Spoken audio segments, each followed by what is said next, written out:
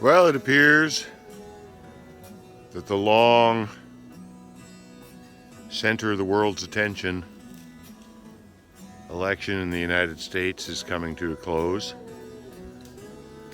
And no big surprise to me, it turns out they've elected a centrist, a leftist centrist. But I don't think you can read too much into that.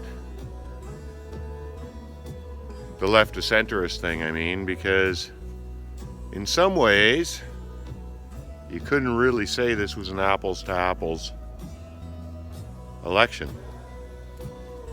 And I certainly don't mean that the way the former president is alleging it. And what I mean is the voters did not have a right of center option. And this builds on what I was talking about in an earlier rant. And it's something I see in my own country, Canada, as well.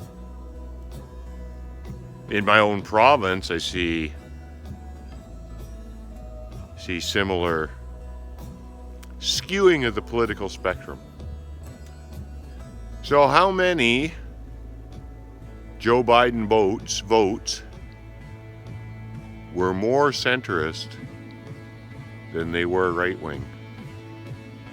By that I mean, how many of them would have, if they'd had the choice, voted for a right-of-center option? So these are the things that I would imagine the Republican Party will be looking at as they obviously head into a new set of primaries to choose who will be replacing the now defeated and outgoing Donald Trump. Because I think, as I mentioned in an earlier rant, what the numbers tell you, if you just put your emotion and your passion aside and just read the numbers, is that the United States of America is going to return to having centrist-based governments. And if the only party offering a centrist-based candidate is the Democrats, then they'll be the only party in the election. I think I'm hopeful that this centers a big change, because all the world follows, all the democratic world anyway, follows the trends of the U.S. And nothing could be healthier for society than to see the world step back from fundamentalism and extremism of all sorts. I think we've had our little flirtation with these kind of populist leaders, and I hope that the rest of the world is preparing to follow the U.S. example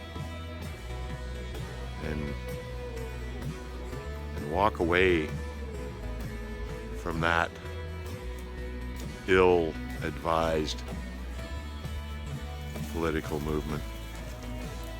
So I'm happy for the people of the United States that this is finally over.